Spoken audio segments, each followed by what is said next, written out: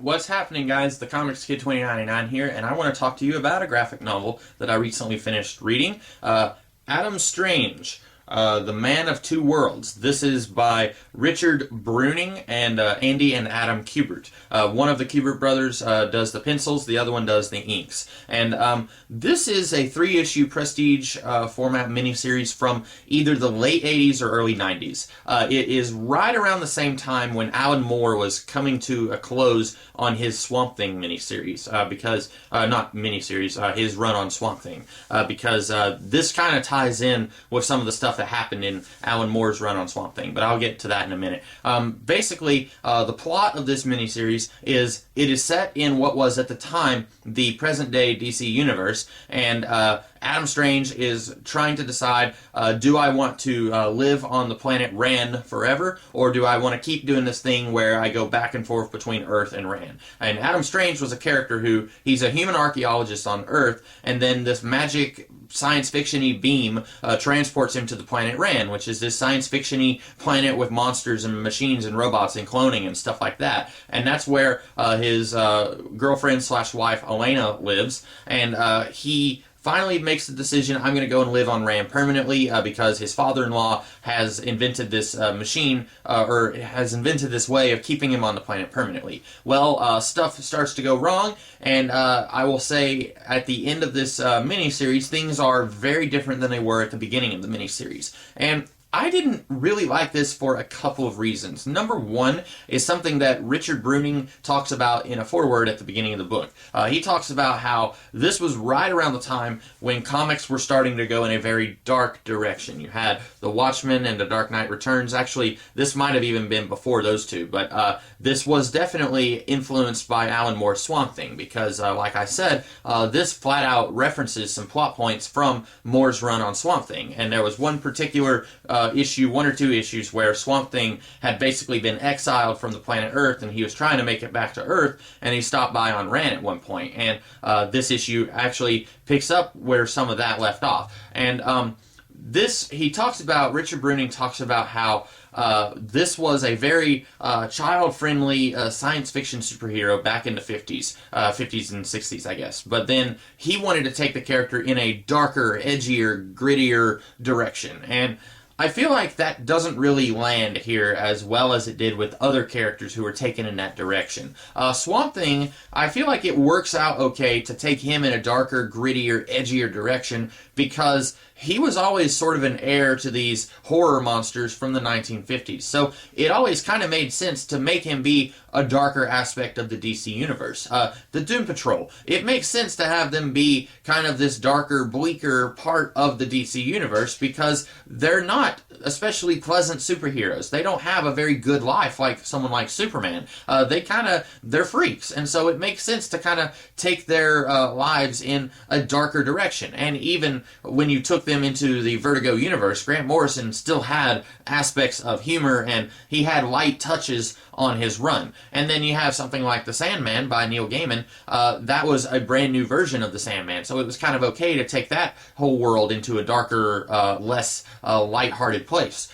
Here, I feel like it doesn't work because Adam Strange was always this very colorful, very kid-friendly science fiction superhero. It doesn't really work, in my opinion, trying to make him this very gritty version of Adam Strange. That was something that I just didn't think worked very well here, and it's not entirely Bruning's fault because, like I said, this picks up with a lot of stuff that was happening near the tail end of Alan Moore's run on Swamp Thing. Specifically, when he had Swamp Thing visiting the planet Rann, Alan Moore was revealing that, hey, things aren't quite as black and white as you might have thought back in the old 1960s Adam Strange comics. It turns out the people of Rann, they don't really like Adam Strange. They kind of think of him as an alien who's beneath them, and they kind of just tolerate his presence on Earth, and or on Rann, and they don't really like him. And that's something that's kind of a huge part of this book. So it's not entirely Bruning's fault. He was just running with a couple of themes that were introduced by Moore in Swamp Thing. But I still don't think that it works very well here. Also, this book has a lot of characters in it, and a lot of characters with different motivations, and it feels very crowded. There's all these characters who have these different plans, and they're doing these different things, and at the end of the book, it kind of just feels like, oh yeah, we had all these characters and now they've all done this different stuff. You have this one lady who is kind of sort of a terrorist who believes that the council that rules them are inept, and she wants to overthrow the council so that the people can be in charge. And then she dies about halfway through the book. Slight spoiler, I guess, sorry. She dies about halfway through the book, and it really just feels like they were getting rid of that character because they have so many characters in this book who are all doing different things, and then they introduce even another character about halfway through the book, and it feels like they really just they didn't have enough room for all these characters to really be explored, and we could have all their different motivations kind of play out in natural, organic ways. And reading this book, I was thinking, this feels like it's an Adam Strange movie. It really should have been like an Adam Strange TV show, like a full-blown season of Adam Strange, so that we could have this lady who wants to overthrow the government. We could really play out her character and let it kind of go in a direction that feels natural, instead of just saying, okay, and now this rival city-state from the planet Rann wants to destroy this city that she's living in. And that felt very out of nowhere. I don't understand why this rival city would want to destroy the city of Ranagar. That was the capital city, and it just kind of comes out of nowhere. About halfway through the book, suddenly it's like, oh yeah, this other city is attacking this city. I don't understand. It's not seeded at any point in this book. It's never mentioned that Ranagar, the capital city, has this rivalry with this other city. It's never mentioned. It just kind of comes out of nowhere. And this whole book, it feels a lot like that. There's all these characters. They all have different motivations that are kind of sort of contrary to each other. So all these characters are kind of acting against each other at different points. And then at the end of the book, it kind of just stops. The status quo of Adam Strange is in a very different place at the end of this than it was at the beginning, and I wasn't expecting that. I have no idea what happened after this story. I know that Adam Strange appeared in a Mark Waid Justice League story in the late 90s, early 2000s, and he was a little bit different there than he was here. A little bit of a spoiler. In fact, this is, well, I won't be very firm in my spoilers, but there's a character who died in this story who, in that Adam Strange cameo appearance in the Mark Waid Justice League story, that character was alive, I'm pretty sure. So that's a little weird. I'm not sure if there were future writers who kind of said, you know what, Richard Bruning kind of ruined Adam Strange. We're going to go back and we're going to fix everything that he did wrong.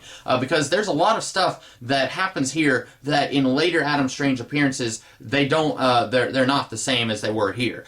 For example, the city of Ranagar is completely removed from the planet Rann and is kind of floating off on its own somewhere. And then I don't think that's ever a thing that happens in later stories. If you look at like the Rann-Thanagar War, which came out about 20 years later, I think Ranagar is back on Rann. So this book tries really hard to kind of put Adam Strange in this new status quo, this very gritty, edgier status quo, and obviously, I'm not the only one who didn't think that that worked, because later Adam Strange stories kind of move away from that, and they want to go back in more of the science fiction-y, a little bit more colorful direction. Maybe not 100% Golly Gee Willikers, Leave It to Beaver kind of colorfulness, and I don't mean colorfulness like Leave It to Beaver was in black and white. I mean the atmosphere. I mean kind of the feeling of it is very 1950s, 1960s wholesome. A lot of people, they wanted to move a little closer to that, but maybe not all the way there. So they felt like this was kind of too far in one direction, and they wanted to move closer to the roots of Adam Strange. I thought this was an okay story. I think maybe it would have worked better if it had been a little longer, if it had been a full-blown run of Adam Strange. I think a lot of these characters could have been fleshed out a lot more, and the story would have felt more organic that way. But also, the tone and the themes, I don't think I really appreciated those like other people might have. I think that I would have liked this book a lot more if it had been a little closer to the original 1960s Adam Strange tone. But that's just personal preference. That's something that you can't really say that this story straight up fails because it goes in that direction. So those are my thoughts on Adam Strange, the Man of Two Worlds. The Man of Two Worlds. I hope that you guys liked this video. If you did, be sure to like, share, comment, and subscribe. And I will be back next week with some other videos, and I will also be doing lots of other videos this week. So be sure to check out all of those if you want to, and I will see you guys in the future. Have a great rest of the day. Catch you later.